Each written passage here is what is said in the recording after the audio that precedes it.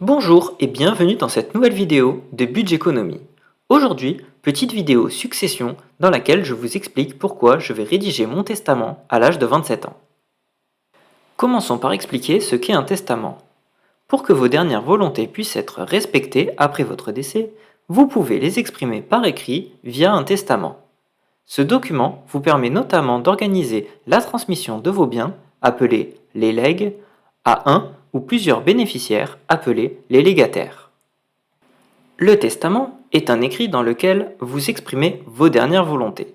Vous pouvez choisir de transmettre vos biens après votre décès et décider de leur répartition aux différents bénéficiaires.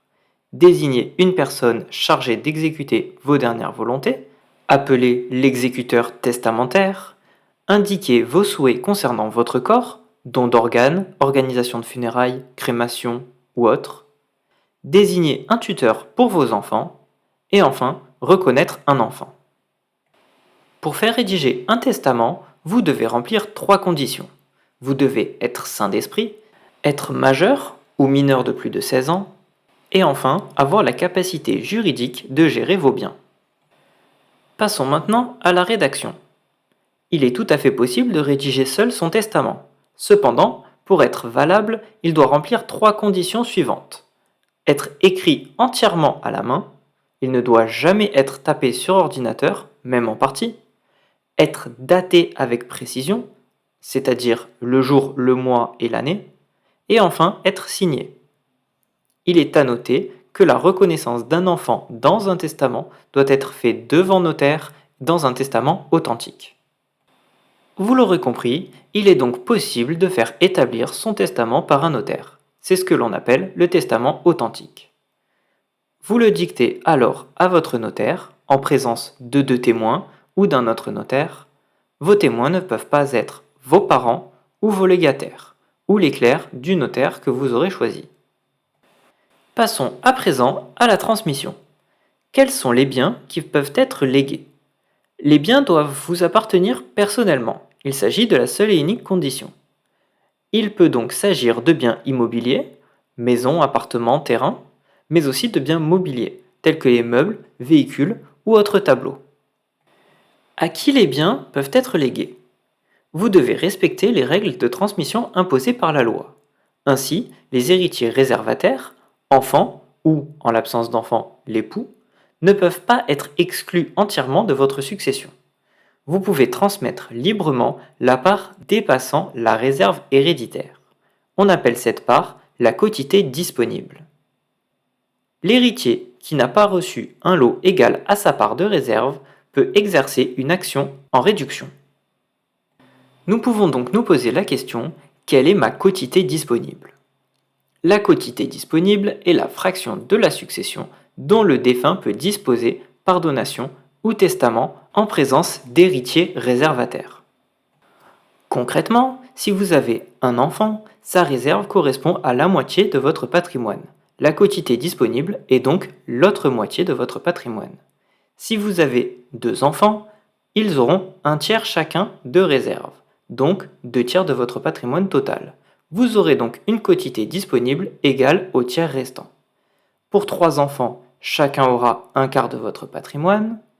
Et enfin, si vous avez un conjoint sans enfant, votre conjoint aura une réserve égale à un quart de votre patrimoine. Vous pourrez donc disposer des 3 quarts restants.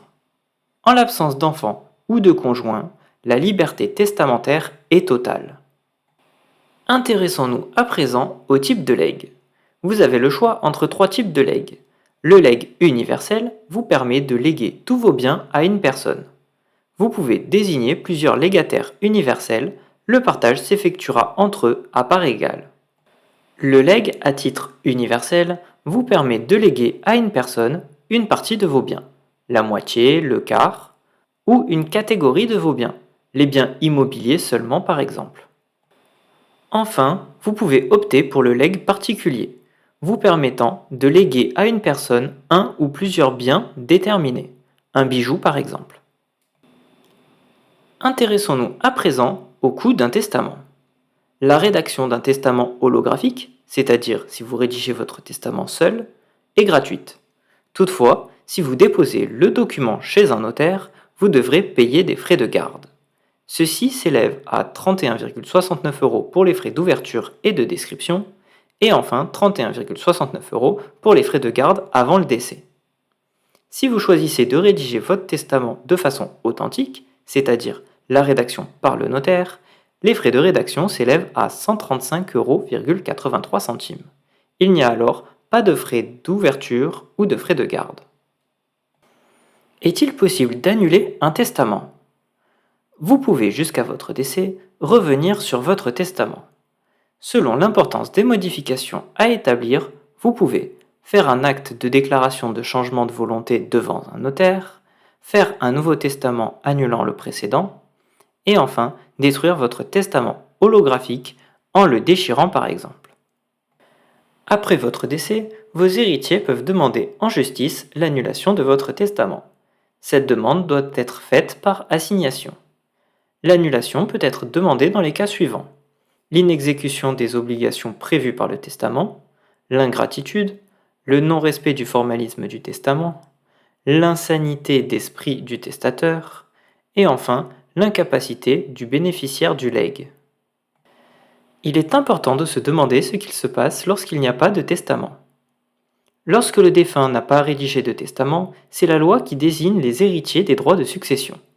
Les héritiers sont désignés en fonction de leur degré de parenté avec le défunt. Dans un premier temps, les enfants et leurs descendants. Il est à noter qu'il n'y a aucune distinction entre les enfants, que leurs parents soient mariés ou non. En second rang viennent les parents et les frères et sœurs, et enfin les descendants de ces derniers. En troisième rang, les ascendants autres que les parents, c'est-à-dire les grands-parents. Et enfin, les collatéraux autres que les frères et sœurs et les descendants de ces derniers. Terminons enfin par mon cas personnel. Jeune actif de 27 ans, pacsé, sans enfant, je travaille dur sur l'augmentation de mon patrimoine. Il est donc important pour moi d'optimiser sa transmission pour aider ceux que j'aime. Dans cette situation familiale, en l'absence de testament, mes héritiers sont mes parents puis ma sœur. Ma partenaire de vie n'a donc aucun droit sur ma succession. Avec l'augmentation de mon patrimoine, je souhaite rédiger un testament afin d'aider un maximum de personnes au moment venu. En effet, les assurances emprunteurs permettent de rembourser les crédits des biens immobiliers et le montant de la transmission peut ainsi être conséquent. Mon testament n'est pas encore rédigé, mais les grandes lignes sont déjà prévues. En effet, je souhaite répartir mon patrimoine brut entre ma compagne, mes parents et ma sœur. Cependant, une optimisation fiscale devra être effectuée afin de pouvoir transmettre à ma sœur en évitant les 45% d'imposition. Si ce sujet vous intéresse, je vous laisse me l'indiquer en commentaire et je pourrai alors vous en faire une prochaine vidéo. Cette vidéo touche à présent à sa fin. Si celle-ci vous a plu, je vous laisse me l'indiquer en mettant un pouce en l'air et en vous abonnant à cette chaîne YouTube. Vous pouvez également me retrouver sur Instagram @budgeconomie. Il ne me reste plus qu'à vous souhaiter une excellente fin de semaine et vous dire à samedi prochain.